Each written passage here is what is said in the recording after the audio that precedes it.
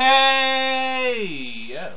Hey everyone, Andrew here, bringing you another video review, and today we're going to be doing Catwoman, Crooked Little Town. Take a look at this comic cover right here. Now, Crooked Little Town is the second volume in the second ongoing Catwoman series, the really longest Catwoman series. And in my previous review of Catwoman Dark End of the Streets, I said that story was a good story, a good start to Catwoman. It wasn't anything overly fantastic, it was just flat out good. It was like a B story. But like I said, it laid down the foundation for future Catwoman stories, and we really start to see that foundation grow here. The basic concept for Catwoman, Crooked Little Town, is that Catwoman starts using her friend Holly as kind of street informant to go out there and kind of get information on drug dealers or criminals or, mobsters or whatever. And they go and they track down some drug dealers, and Holly comes across a drug dealer that happens to be a cop. However, the cop goes to meet up with his other cop friends, and they shoot him. Holly finds out about this and tries to contact Catwoman, but in the process gets shot herself. And then she is framed for the murder of the cop that was killed. Catwoman needs to go out and take down these cops, while at the same time clear Holly's name. It's a tough task, because you gotta understand that the cops in the East End aren't necessarily under the control of Commissioner Gordon as the other cops are throughout Gotham. They are kind of left to their own devices, because, like I said, the East End is kind of the ghettos of Gotham, so it's really something that you don't touch upon unless you really have to, unless something really big goes down there. So like I said, crooked cops roam free there. So it's a really tough task for Catwoman, because she has to go and save her friend Holly, she has to go and clear Holly's name, and she has to take down the crooked cops. In this, we see Catwoman really start to formulate as a hero of the people, a hero of the less fortunate, a hero, a champion for those who need it. And we also see her kick a lot of ass. Let's be flat out, plain and simple. She kicks a shitload of ass, which is nice.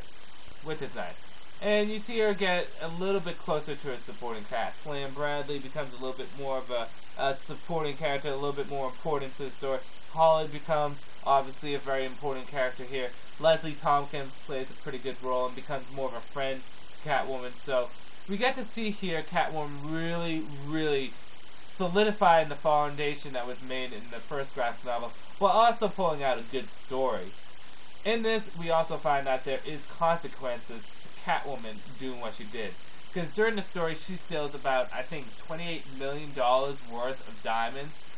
I could be wrong on the exact amount, but it's a shitload of money. And she sold it from a certain crime lord that you just don't want to fuck with. Not at all. So, on a whole, good, bad, and whether or not you should get it. Good. Well, the writing is definitely a step up.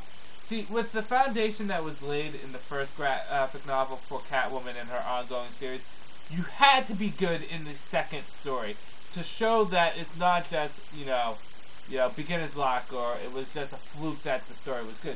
You have to show that the writing is still strong, and you have to show that the story is still good. So we got some good writing here, better than the first trade. The art is the same, so I'm not really going to comment on that much, only that Selina constantly looks stunning in her drawn the way she is. I like the fact that the supporting characters are kind of used a little bit more, Holly, Slam, and Leslie Tompkins. They kind of get their own voice in the story and get their own roles in the story outside of just being Selina's supporting characters. They become their own characters in their own right. And Selina really starts to develop as a character too.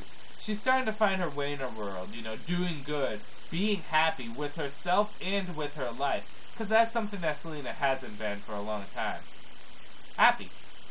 Bad. I can't really think of any bad about this. This was a solid story. It was just absolutely really good. If the last story was a B, which is a ranking that I gave it, I would say that this is around the lines of a B plus A minus. This is a good story, and it really, a lot of people don't give credit where credit's due. I'm really enjoying the series, which surprised me because I didn't think I was going to enjoy the Catwoman series as much as I am. But I am enjoying it a lot. So I recommend going out and picking up this trade. But there is one problem. Crooked Little Town is probably the rarest of the Catwoman trades. I went online just to check to see how much it was on Amazon, and it was around $29 to $30 something, which in the scheme of rare trades isn't that bad, but in the scheme of comic books is. See, there's a lot more other trades out there like Batman Legacy or Green Lantern Emerald Dawn 2 or Wonder Woman The Challenge of Artemis that are just ridiculously overpriced. And compared to them, this isn't that overpriced. But in comparison to a normal Catwoman trade, it is. For something that you can get for $14 in store, they charge you online for like $30 something. Now, I was lucky enough to find this in my comic book store. I don't know how rare or common it is for you guys. I recommend before you ever consider buying it online, to go into your local comic book stores and check to see if they have it. You know, maybe even a Newbury Comics might have it. I'm not sure. I haven't been to Newbury Comics in God for know how long. But Crooked Little Town, if you can get your hands on it, it's definitely a great read. And it really is worth it. Guys, I can't stress that enough. I know a lot of you people out there will be saying, well, it's Catwoman. We're probably not going to buy her. But it really is worth it because it really is a good series and a good book. So, Crooked Little Town, pick it up if you get a chance. This is Andrew saying, peace out for now.